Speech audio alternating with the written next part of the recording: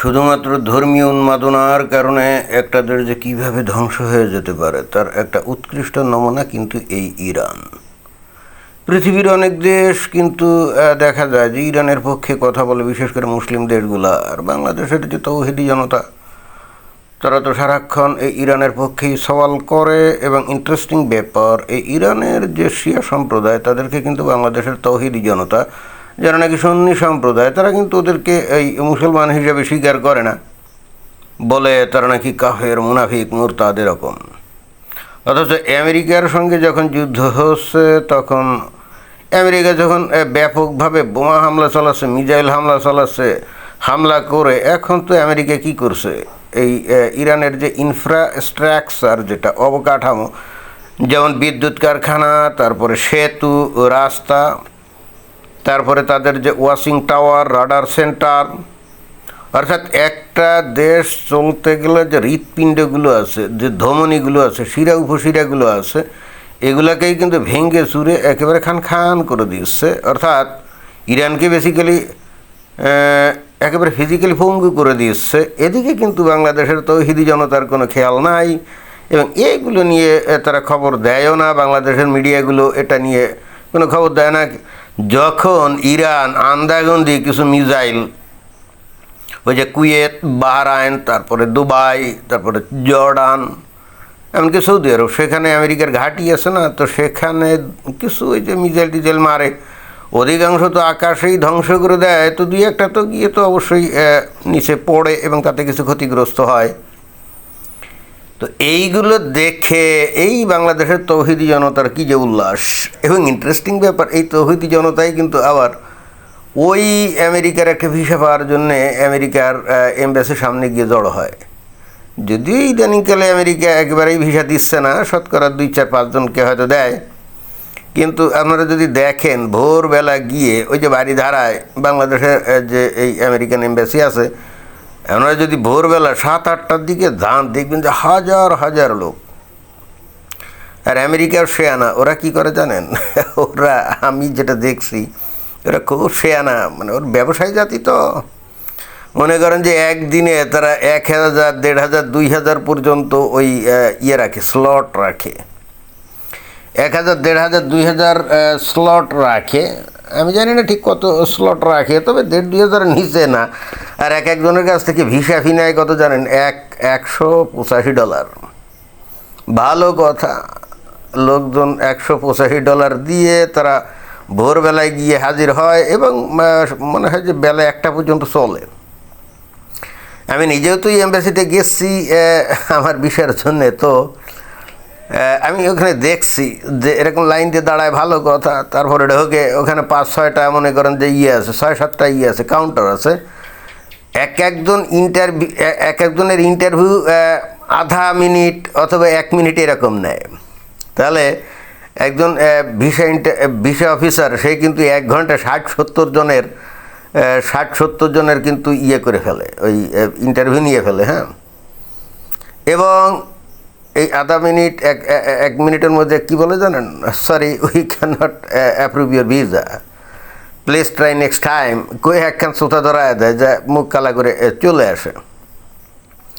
তো এখন আপনি ধরেন যে 1000ও যদি ইয়ে হয়, ডেলি যদি 1000 ভিসা প্রসেসিং করে এখানে, তো 1000 মধ্যে হয়তো হার্ডলি 25-30 জনের ভিসা দেয়, এর বেশি দেয় না।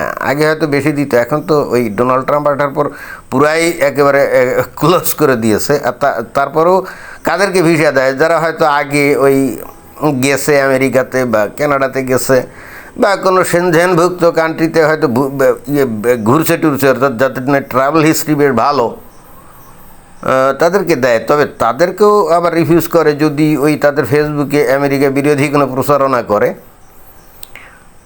এবং ওই আমেরিকার ভিসা অ্যাপ্লিকেশন পূরণ করার জন্য DS-160, সেখানে কিন্তু ওই যে প্রত্যেকটা মানুষের সোশ্যাল মিডিয়া প্ল্যাটফর্মের লিঙ্ক সেখানে দিয়ে দিতে হয়। অর্থাৎ ভিসা অফিসার কিন্তু এটা দেখে যদি দেখে যে আমেরিকা বিরোধী কোনো পোস্ট দেওয়া হয়েছে, সে সারা দুনিয়া ঘুরলেও আমেরিকার ভিসা পাবে না।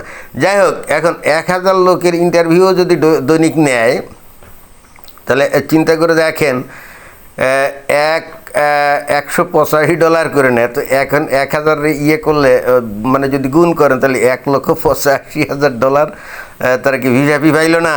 চিন্তা করে দেখছেন, $1,85,000 তারা দৈনিক ইনকাম করে খালি এই বাংলাদেশের এই পাবলিকের কাছ থেকে, ভিসা টিসা কিন্তু দেয় না।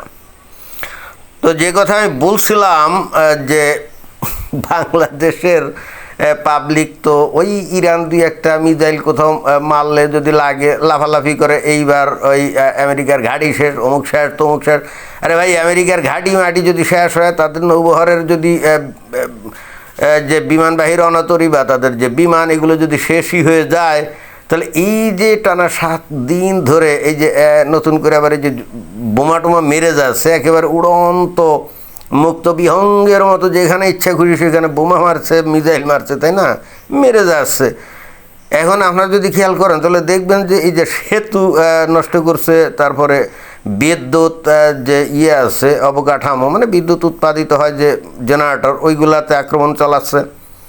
মিলিটারি যে ক্যান্টনমেন্ট আছে সেগুলোর উপরে আক্রমণ করছে।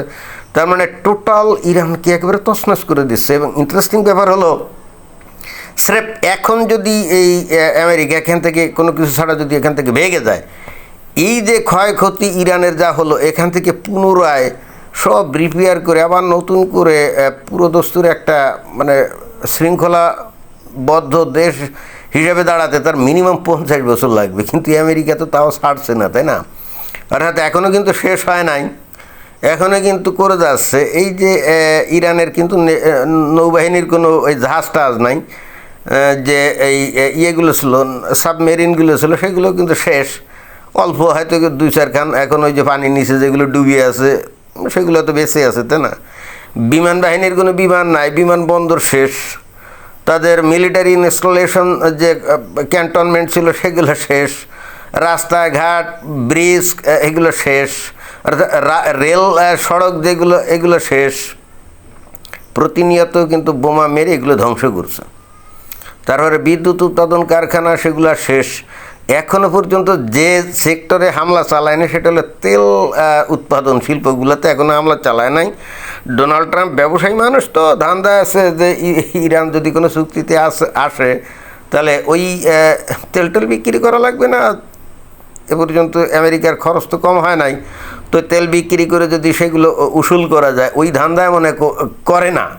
কিন্তু যদি দেখা যায় যে এই ইরান তার ধর্মীয় উন্মাদনায় কোনোভাবেই মাথা নত করে না, তাহলে ওই তেল ক্ষেত্রেও তো ভাই শেষ করে দিবে, তাই না? ওদের যে খার্গ আইল্যান্ড আছে, যে আইল্যান্ডের মধ্য দিয়ে তারা 90% তেল রপ্তানি করে, তো আমার তো ধারণা যে খার্গ দ্বীপটা পুরাই পানির তলে চুবাইয়া দিবে, আমার ধারণা সেরকমই হবে। এখন কথা হচ্ছে যে আপনি সাদা দৃষ্টি দিয়ে দেখলে আপনি মনে করবেন যে এটা তো খুবই অন্যায়, আমেরিকা ইসরায়েল এসে ইরানের উপরে হামলা চালাচ্ছে। কিন্তু ভাই প্রশ্ন এটাও তো আপনার করা উচিত, এই ইরান এই ছোটোখাটো একটা দেশ হয়ে অল্প কিছু ক্ষমতার অধিকারী হয়ে সারাক্ষণ আমেরিকা নিপাত যাক, আমেরিকা ধ্বংস হোক, ইসরায়েল ধ্বংস হোক, এই স্লোগান দেয়, তাদের দেশের মানুষদেরকে কি ধর্মোন্মাদে পরিণত করছে। ভাই তো ঠিক আছে, তুমি যখন আমেরিকার ধ্বংস চাও, তো আমেরিকাও তো ভাই তোমার ধ্বংস চাইবে নাকি? আর এই ধ্বংস করাকরির বিষয়টা কখন আসবে? যখন পরস্পর যুদ্ধ হবে। তো আমেরিকা তো 7 সাগর 13 নদীর পাড়ে ওখানে আছে, ইরানের কোনো মিসাইলের কোনো ক্ষমতা আছে আমেরিকায় পৌঁছানোর? তো মাঝখান দিয়ে কী হচ্ছে, ইরান তামা হচ্ছে। আর ইরান যদি কিছু বোমা টোমা মারে, মানে বোমা তো মারতে পারছে না, কিছু ড্রোন আর মিসাইল মারছে, তাই না? তো কোথায় গিয়ে লাগছে? কাতারে, কুয়েতে, জর্ডানে, তাই না, বাহরাইনে, ওমানে। তো তাতে আমেরিকার কী যায় আসে? আমেরিকার জনজীবনে তো কোনো অস্থিরতা নেই, তাই না? মরলে মরবে ওই কাতারের লোক, মরলে মরবে সৌদি আরবের লোক, জর্ডান, কুয়েত, বাহরাইন, ওমান, এইখানে। তো এতে কী যায় আসে? এখন এইগুলো করে অনেকে দেখা যায় যে অনেকে বলছে যে এই রকম অবস্থায় তাহলে এই সমস্ত উপসাগরীয় দেশগুলো আমেরিকার সাথে সামরিক বন্ধন আর করবে না। মাথা খারাপ। ইহজিন্দেগিতে এই সমস্ত দেশ ইরানের সাথে কোনো দোস্তালি করবে না, কারণ এই যে ধর্মীয়, ওরা হলো সুন্নি, এ হলো শিয়া, তাই না? এরা এখানে দিন একসাথে হবে? কোনো দিনও হবে না। অনেকে স্বপ্ন দেখে যে যেহেতু এই সমস্ত দেশগুলোকে নিরাপত্তা দিতে পারছে না, সেই হেতু একসময় এই আমেরিকা কি করবে, মানে আমেরিকাকে নাকি ওই সমস্ত দেশ থেকে তাড়িয়ে দেবে। এগুলো হলো আকাশ কুসুম কল্পনা, কোনো দিন সেটা হবে না। আর ওরা নিজেরা ওদের দেশকে রক্ষা করতে অক্ষম, কারণ তেলের পয়সায় ওরা খায় লয় মজা ফুর্তিতে লিপ্ত। ওদের সেনাবাহিনী নামকা বসতে, ওইগুলো কোনো যুদ্ধ করতে জানেও না। আর ওরা যে বিমান টিমান কিনছে, সফিস্টিকেটেড বিমান বা অন্যান্য অস্ত্রপাতি কিনছে, ওগুলো চালাতেও জানে না।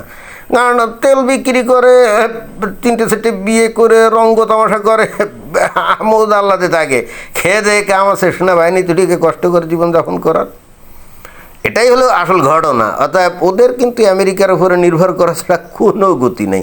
এই জিনিসটা মনে হয় মানুষ বোঝে না। ধন্যবাদ।